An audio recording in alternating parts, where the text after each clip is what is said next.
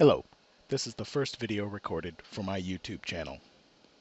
Most of these videos will showcase my 3D art hobby.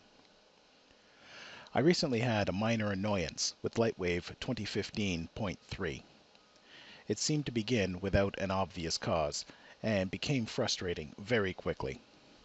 At first, I thought that a reinstallation of LightWave would be the only fix.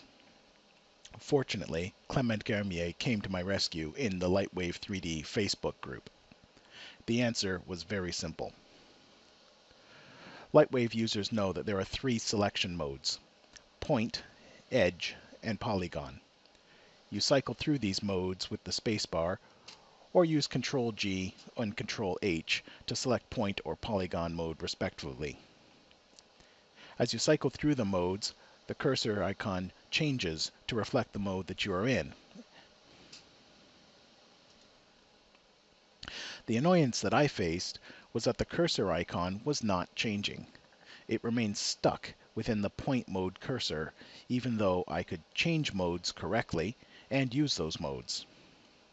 This was not the end of the world, but it did slow down my modeling because I had to keep glancing at the left side menus to see the current selection mode that I was in. I'd like to thank Clement for pointing out to me that I had turned on the Fine Detail Cursor option. Turning this option off was many thousands of times faster than reinstalling LightWave and all my plugins. Bring up the Options dialog box by pressing the D key. Go to the Interface tab, and the Fine Detail Cursor checkbox is in the middle of this dialog. Now, when we cycle through the selection modes with the spacebar, the cursor does not change. Here I can select points and deselect those points, switch to edge mode and select edges, switch to polygon mode and select polygons, and back to point mode, and notice that the cursor did not change at all.